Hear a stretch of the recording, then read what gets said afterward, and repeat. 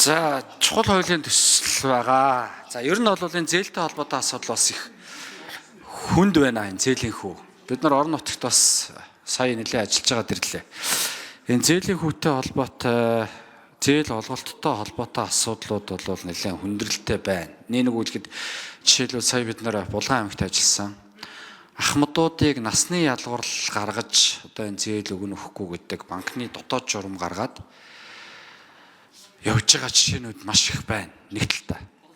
Та энэ зээлийн мэдээллийн сангийн тухай хуулийн нэмэлт өөрчлөлтөөр зээлийн хүү буурнаа гэж мэдгдсэн. За уул нь бол энэ ч одоо инфляцтай холбогдоод бодлогын хүүтэй хамааруулаад ингээд харахаар зээлийн хүү буух боломжгүй гэдгийг арилжааны банкуд мэдгдээд байгаа.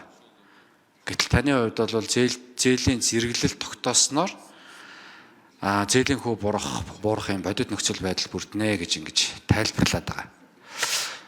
Өнгөрсөн 3 дугаар сард Монгол банк бодлогын хөгөө 2% нэмээд 12% болцсон.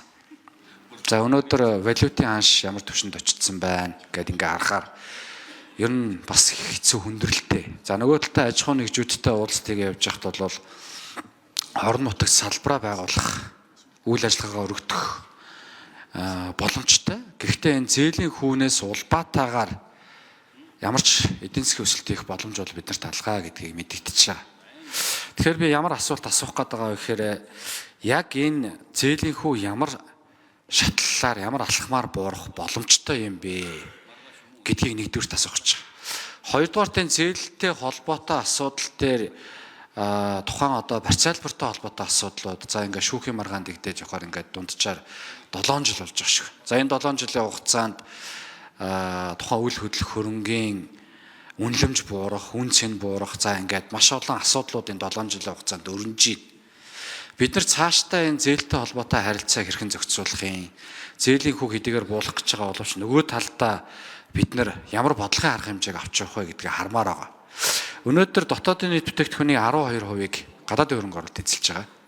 Энэ 12%-ийнх нь дөнгөж бараг ихэнх буюу 10%-ийг нь зөвхөн дангаараа уул уурхайн салбар эзэлж байгаа. За энэ 10% гэдэг ингээд тооцохоор нийтдээ 80% нь бол дангаараа оюутлах очих жишээд. 2025 онд оюутлах хөрөнгө оруулалтууд одоо ингээд зогсоо цаашдаа үйл ажиллагаа арай гадагшаа одоо олборлолт хэлбэрт юмд явуулна гэдэг ингээд ойлгоод байгаа.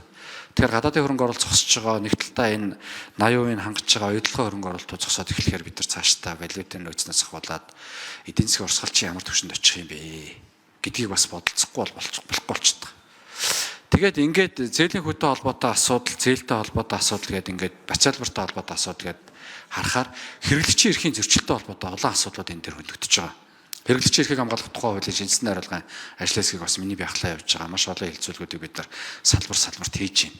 Банк санхүүгийн салбарт хийсэн хэлцүүлгээс харахад бол хуучин би буруу санааг бол 2017 онд өргөн баригдахаар бэлтгэгдчихсэн актив удирдлагын компани тухай хуулийн асуудал хөндөгдөж байгаа.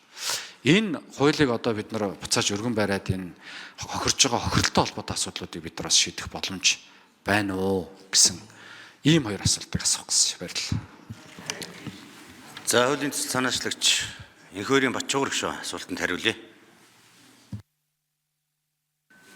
За баярлалаа. Батэрдэн гишүүн маш чухал асуулт асуудал л да. Хоёр зүйлийг хүндсэн. Нэгдүгээр бол зээлийн хүү. Хоёрт нь бол энэ АУК актив удирдлагын компани. За зээлийн хүү буурах боломжтой юу гэсэн асуусан. Боломжтой. Олон улсын жишгээр харахад бол 28 орны жишгээр харахад 2004-өөс 2019 оны хооронд яг энэ манайх шиг кредит скоринг системлөө шилжсэн улс орнуудад судалгаа гаргах бол зээлийн хүү нь бол 3.2-оос 3.4% буурсан. За бүр 89 онд Америк нэгдсэн улс энэ зээлийн кредитийн зээлжигдсэн зэрэглийн системлөө буурсан. Тэгэхэд бол бас 2%-аар буурсан байлээ. За Вьетнам улс хамгийн сүүлд 2000 оны ихээр шилжсэн. Тэгэхэд бол 18-аас хувийн зээлийн дундаж хүүтэй байсан. Яг Монгол улстай адилхан өнөөдрийн энэ нь бол буураад 12-аас 14% шилжсэн. Тэгэхээр яагаад зээлийн хүү буурах вэ? Буураад байна гэвэл бид нэр яг зээлийн хүүний бүтцийн дүн шинжилгээс харахад нийт одоо банкны зээлийн хүүг 100% гэж харъя. Тэгвэл 63% нь бол их үүсвэрийн зард гэж байгаа. Их үүсвэр. Энэ нөгөө нэг хадгаламжийн хүү. 15% нь бол эрсдлийн зардал. 12% нь бол энэ бол үйл ажиллагааны банкныхын дотоод зардал. Тэгэхээр бид нар хаана яг хэмнэлт хийж болох вэ гэж яаж болох вэ гэвэл нөгөө би түрүүн хэлсэн 15% эрсдлийн зардал болон 22% нөгөө нэг үйл ажиллагааны зардал. За эрсдлийн зардал нь ямар шалтгаанаар буурах вэ гэвэл хүн болгоно яг онооны системтэй болчоор эрсдэл нь тодорхой болчихно. Одоо ямар системээр яваад байна гэвэл банкуд бүх иргэдэд аж ахуйн нэгжтэй эрсдлийн тодорхойлж чадахгүй болохоор өндөр хүү тавиад тэгээд 10% ч юм уу 5% нь хэрвээ одоо зээлийн эргэж төлөхгүй бол нөгөө нэг бусад сайн зээлдэгч нарынхаа өндөр хүүгээр нөхчнөө нэг өсний шархаа нөхчнө гэж яваад байгаа юм. Тэгэхээр яг тодорхойлдог болчоор эн чинь өөрөө зээлийн эрсдэл болон нөгөө нэг яриад байгаа 15%-ийг тодорхой хэмжээ бууруулна. За урсгал зардал дээр ч бид бууруулж болно. Яагаад гэвэл одоо банкуудын дотоод үйл ажиллагаанд маш олон эдийн засгт ажилладаг.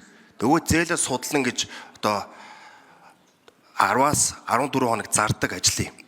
Тэгвэл энэ онооны системтэй болчхоор чин шууд нөгөө иргэнэ заав судлахгүйгээр өдөртөн зээл нь олох болцоо нь үүсэж байгаа. За олон улсын улсын кейсдэр ч гэсэн яг энэ тогтолцоо харагдсан.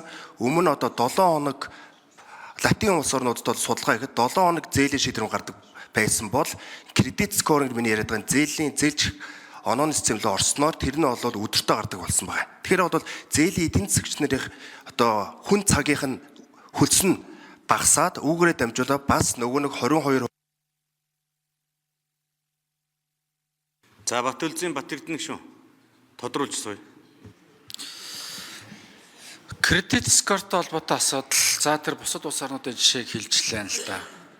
Тэр улс орнуудын инфляц ямар түвшинд тухайн үед очиж зээлийн хувьд жишээлбэл буурчсан гэдгийг харж ирсэн үү гэдэг би асуумаар байна.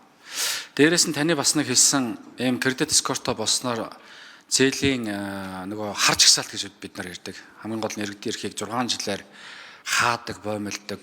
Энэ харж гсаалт бол байхгүй болно гэдгийг та бас мэдгэжсэн. Тэгээ энэ яг бодит үү?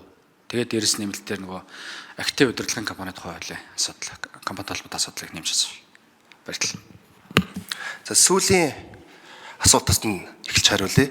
Актив удирдлагын компани хэрвээ шинээр үүсэт бий бол энэ тогтолцоо Монголд үүсвэл яачгүй бас нөгөө нь миний яриад эрсдлийн 15% болон нөгөө нэг 22%-ийн зардал нь буураад тэгээд зээлийн үг нэгэ дагаж буурна.